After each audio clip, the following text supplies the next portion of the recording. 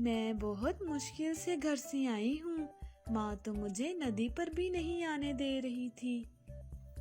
तो क्या तुमने अपनी माँ से हमारी शादी की बात नहीं की?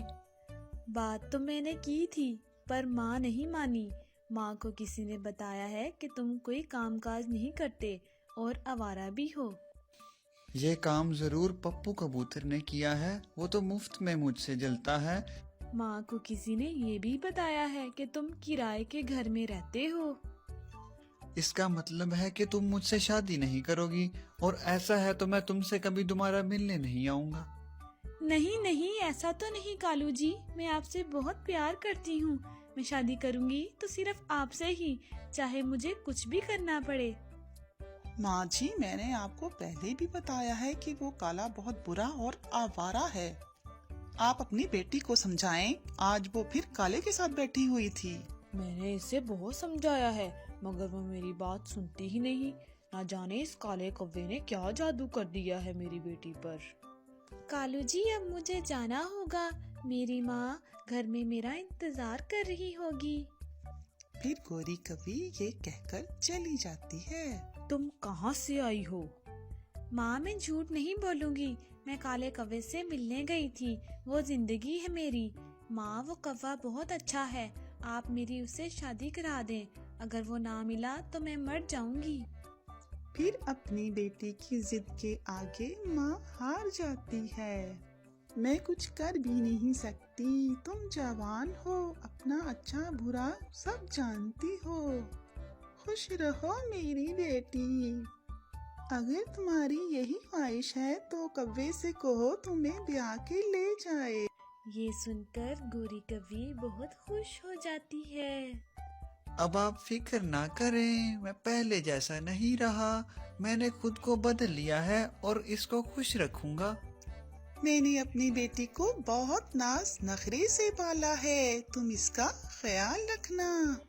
फिर उनकी शादी हो जाती है। फिर काला कौवा गोरी कवि को ब्याह कर ले जाता है। पति जी, आज हमारी शादी का पहला दिन था। कुछ अच्छा खाने को ही ले आते। शादी के बाद कोई अपनी बीवी को सूखे दाने खाने को देता है। जो है वही मिलेगा।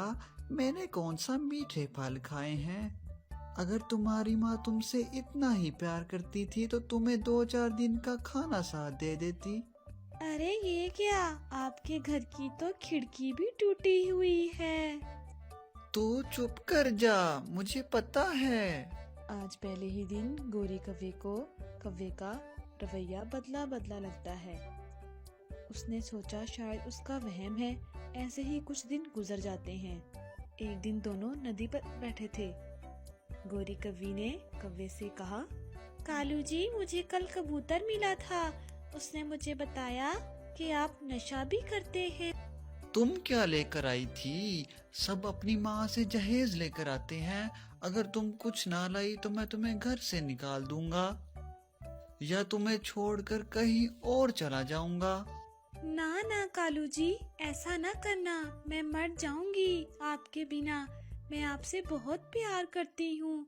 जो बातें कबूतर ने बताई वो तो मुझे शादी से पहले ही पता थी, मगर मैंने फिर भी आपसे शादी की।